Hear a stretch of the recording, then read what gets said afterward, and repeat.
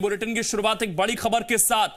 दिल्ली से बड़ी खबर है जहां पर पीएम मोदी से सुबह 10:30 बजे मुख्यमंत्री शिवराज सिंह की मुलाकात होगी। सुबह 10:30 बजे 7 लोक कल्याण मार्ग पर ये मुलाकात होगी। मंत्रिमंडल विस्तार पर भी चर्चा हो सकती है। संगठन की गतिविधियों की जानकारी देंगे। कोरोना काल में आर्थिक गतिविधियों को लेकर प्रयास जो किए जा रहे हैं उसकी भी जानकारी देंगे। कोविड-19 की वर्तमान स्थिति एवं टीकाकरण की तैयारियों की रिपोर्ट भी मुख्यमंत्री दे सकते हैं। आत्मनिर्भर मध्य प्रदेश का ड्राफ्ट जो बना है वो भी पीएम मोदी को सौंपेंगे सीएम शिवराज। केंद्रीय योजनाओं का फायदा देने पर मोदी का आभार भी जताएंगे CM. 22 lakh metric ton urea आवंटन, बाढ़ के दौरान 611 करोड़ की मदद, एमपी सरकार की योजनाओं की रिपोर्ट भी सीएम शिवराज सिंह चौहान इस दौरान देंगे। 10:30 बजे ये मुलाकात होनी है और मध्य प्रदेश के लिहाज से काफी महत्वपूर्ण मुलाकात ये मानी जा रही है, जिसमें बहुत सारी ऐसी चीजें हैं जिनको लेकर प्रधानमंत्री नरेंद्र मोदी से आज डिस्कशन शिवराज सिंह चौहान का हो सकता है। 10:30 बजे का समय तय हुआ है शिवराज सिंह चौहान और प्रधानमंत्री के मिलने का, और इस दौरान कई ऐसी चीजें हैं जिन पर चर्चा होगी। शोएब रजा इस वक्त हमारे साथ जुड़ गए हैं।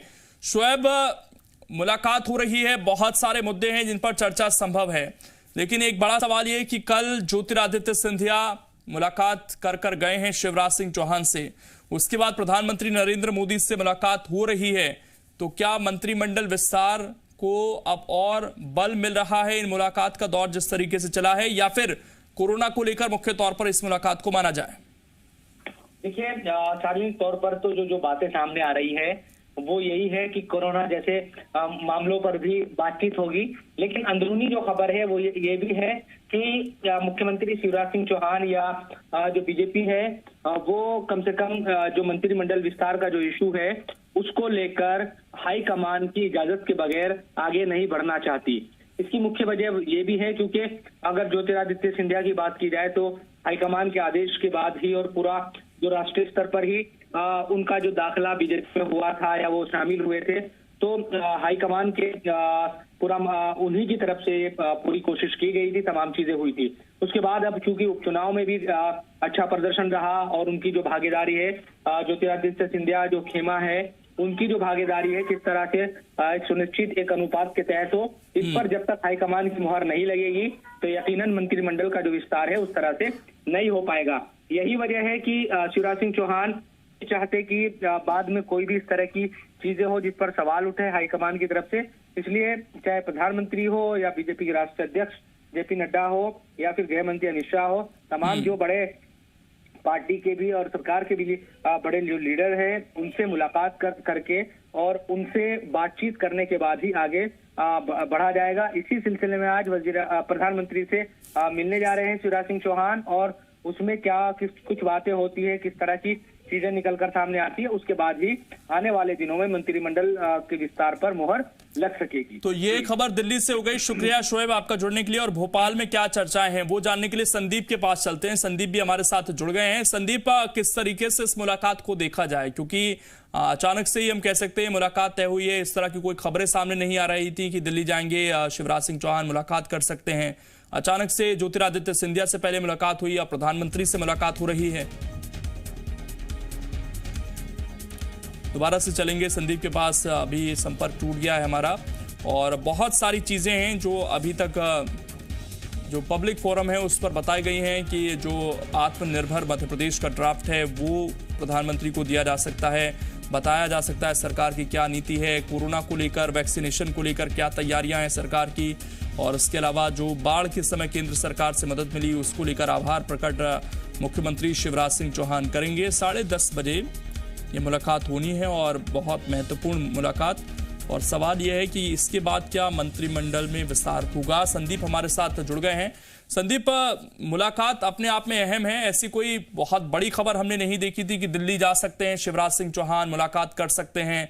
बहुत सामान्य से कार्यक्रम चल रहे थे उनके भी, लेकिन आज 10:30 बजे का एकदम से समय तय हुआ, यानी कि अंदर खाने तो बातचीत चल रही होगी। और इसके अलावा ज्योतिरादित्य सिंधिया भी कल मुलाकात कर गए हैं शिवराज सिंह चौहान से, तो इन तमाम चीजों को किस तरीके से देखा जाए? देखिए, मुख्यमंत्री शिवराज सिंह चौहान कोई भी बड़ा काम करने के पहले सारे लीडर्स के साथ में बातचीत करते हैं और इसीलिए कल हुई सिंधिया से मुलाकात, इससे पहले वीडी शर्मा के साथ उनकी बातचीत हुई थी त्यौहार के पहले। इसके बाद में अब प्रधानमंत्री मोदी और दूसरे केंद्रीय नेताओं से मुलाकात का मायने ये है कि कोई बड़ा काम होने वाला है और जिसका इंतज़ार था, यानी मंत्रिमंडल का विस्तार करना है, संगठन का विस्तार होना है, निगम मंडलों में नियुक्तियां दी जानी है, सरकार के कामकाज में प्राथमिकताएं तय करना है, कौन कौन से काम करना है, केंद्र की क्या प्लानिंग है और उसको मध्य प्रदेश से कैसे जोड़ना है, इन सारी चीज़ों को लेकर बातचीत तय होगी।